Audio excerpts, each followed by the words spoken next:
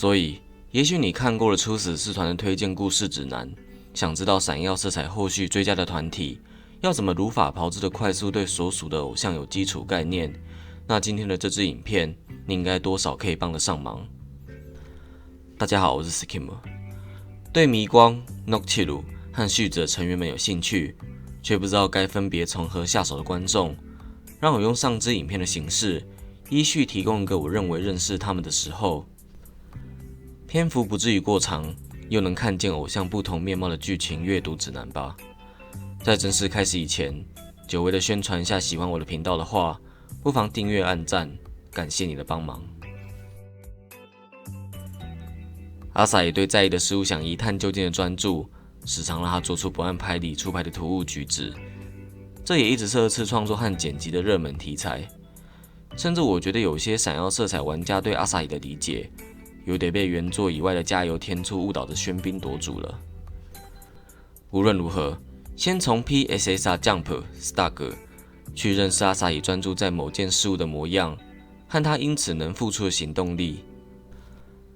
之后阅读 Support SSR 阿美、Yuki、哈雷，也就能够从阿萨伊的视角体验一次他和东欧子与爱意的相处。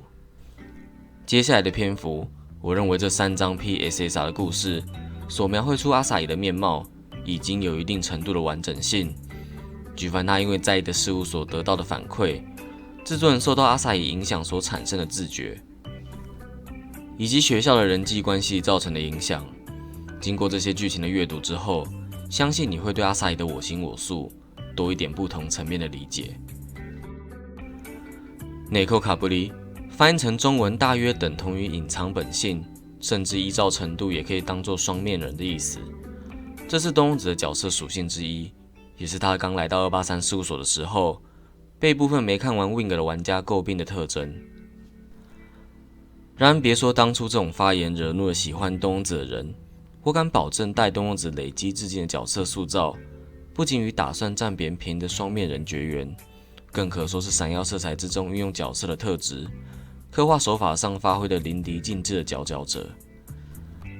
先从 Support SSR Spicy Bailey Decorado 藉由迷光3人的相处描写，认识东欧子私底下怎么对待周遭的人。反过来对照在 Wing 的经历，就会发现他隐藏本性的特征，并没有造成危害周遭或成为获得利益的手段。后续的4张 PSSR 依序是加深理解东欧子的性格，揭露让他选择隐藏本性的过去，还有当知道有人崇拜他而模仿时，过意不去而设法挽救的挣扎。此外，这里想特别提 PSSR on Stage， 基于我坚持一定要亲自体验张卡的故事，这里只简单介绍一下对他的剧情评价。张卡作弊。最后，如果你对东欧子和阿萨伊的相处有兴趣， Support SR 拿金曼奈的黑尼奇鸠有大略上的呈现出两人的关系性。类似东欧子由于第一印象而容易产生令人误解的刻板印象，和泉爱一身为迷光的一份子，在秉持探讨两面性的人物设计方面，事实上足以和2位成员分庭抗礼。PSR Kininaru Somejawu 是我安排给对爱一有兴趣的人，一个适合衔接第一印象和实际个性的起点。再来从 Support SR Izumi Shoto Kokoroe 就要逐步去深掘爱一的经历和人格特质，尤其是他在这篇剧情中对待阿萨伊的方式，一定不能错过。把 PSSR 妹笔衔接在后，更是要借着爱一和好友萨纳皮的冲突，进一步感受这个女孩子身上描写具体并有力的人格特质。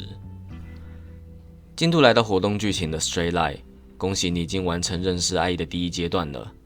而这篇活动剧情的故事，关系着爱一至今都还不算正式毕业的偶像难题。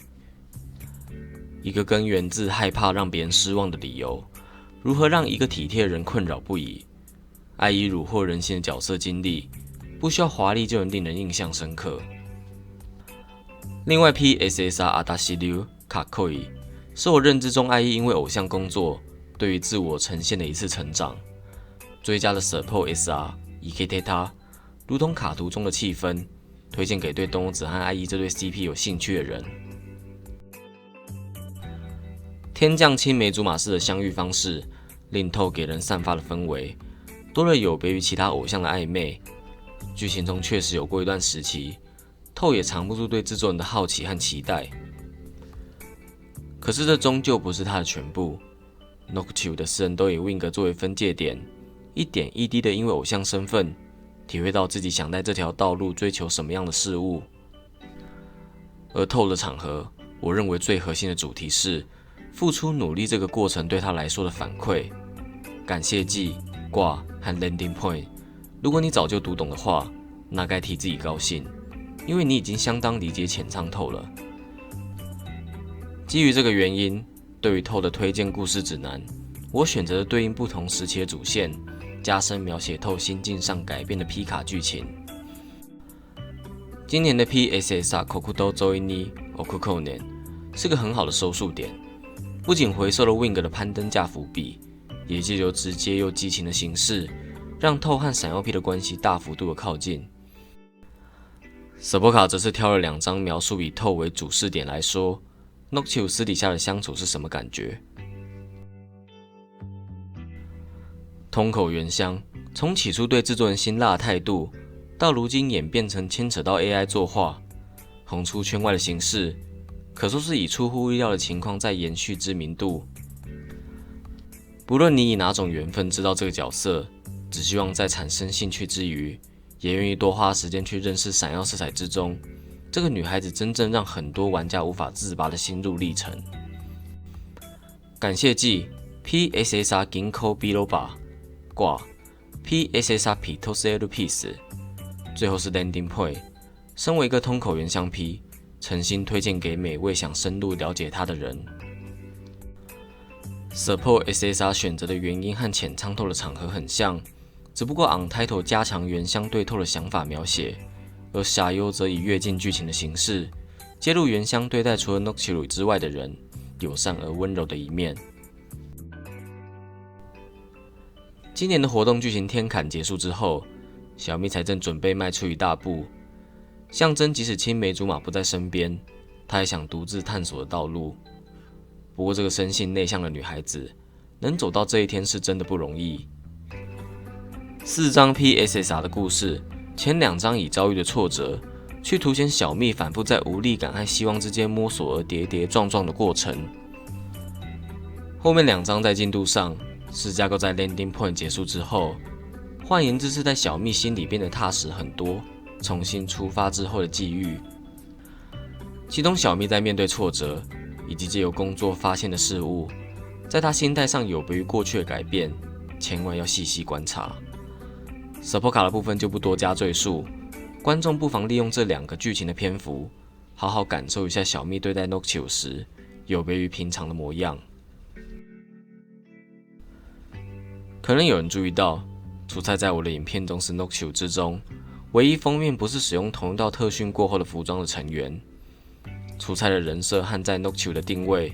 对我来说就是这么特别。他不需要特别去穿和别人一样的衣服，好让自己的立场或倾向变得明显。与此同时，这个女孩子又能活出引人入胜的幸福论，是我私心觉得出菜最迷人的地方。这次所选上的皮卡内容足以佐证以上的说法，而 Support SR Pips 纵使只是早期的剧情，但仍然可以让你理解到他们4人撇开偶像关系，反而更加生动的羁绊。这礼拜公开了续子的挂，这个久违属于每个人自己的主线，2人迎来了相当程度的角色进展，即使是为了撰稿而做完相当程度的剧情阅读。但是直到今年的 Monolaru Dialogues 结束，我依旧对美琴抱持很多疑问，而在我读完美琴的挂之后，的确对关于不少她的事豁然开朗，也发现剧本还打算铺陈的伏笔。如果你也打算阅读美琴的挂，以下的剧情路线推荐给你，包括这个身处业界10年以上的女孩子，追求死而无憾的演出的执着，还有衬托出对于生活常识甚至是情感表达的笨拙温吞，以及我认为也很重要的理解美琴如何看待制作人的陪伴。最后提醒一下 Support SSR 的部分，建议可以用来对照尼奇卡的 Support 卡故事，